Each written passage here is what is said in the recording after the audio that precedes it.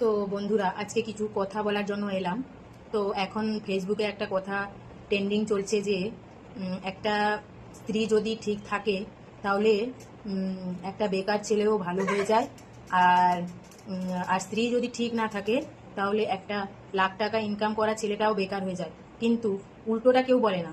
একটা ভালো মেয়ে কিন্তু যখন শ্বশুরবাড়িতে আসে, ওর শ্বশুরবাড়ির ব্যবহার সবার আচরণ দেখেও কিন্তু অনেক সময় পাল্টে যায়, ঠিক থাকে না, ওর মাথা ঠিক থাকে না।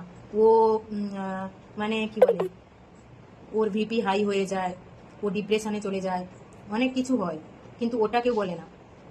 খালি সবসময় মেয়েদের নামেই দোষ দেওয়া হয় কোনো কিছু হলেই। বাস মেয়েরাই করেছে, ওটা করেছে, ওর বউ ওটা করেছে, এর বউ এটা করেছে। কিন্তু এটা কেউ বলে না যে একটা একটা স্বামীও যদি তার স্ত্রীর সঙ্গে ঠিক ব্যবহার না করে তাহলেও কিন্তু বউটা কিন্তু মানে ওর স্ত্রীটা, ওর ব্যবহার কিন্তু খারাপ হয়ে যায়।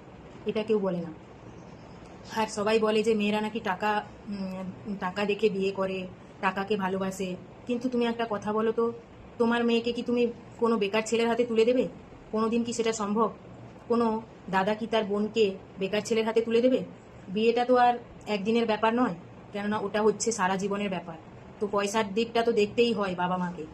আর অনেকে বলে যে মেয়েরা নাকি স্বামীর যখন টাকা থাকে না তখন স্ত্রীরা চলে যায় বাইরে, মানে পালিয়ে যায় স্বামীকে ছেড়ে। কিন্তু এটা ঠিক না। আমি অনেক অনেক স্ত্রীকে দেখেছি যে স্বামীর অভাব আছে বলে রাস্তার ধারে বসে মানে সবজি বিক্রি করছে, বা অনেকে অনেক রকমের কাজ করে।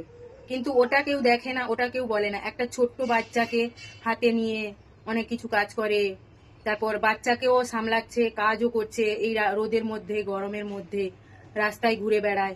কেন ঘুরে বেড়ায়? যদি স্বামীকে ছেড়ে চলে যায় তাহলে কেন ঘুরে বেড়ায়? যেহেতু আমি একটা মেয়ে, তাই ওইসব কথা আমি আর সহ্য করতে পারলাম না, তাই আমি একটা ভিডিও বানালাম। হ্যাঁ, আমি মানছি অনেকে আছে কিন্তু সবাই সমান নয়। অনেকে সংসারের জন্য নিজের প্রাণটাও দিয়ে দেয়, কিন্তু সেটা কেউ বলে না।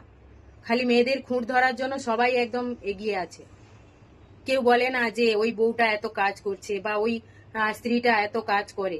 এটা কেউ বলে না, কোনোদিন বলবেও না, আর বুঝতেও পারবে না একটা স্ত্রী যে কি জিনিস।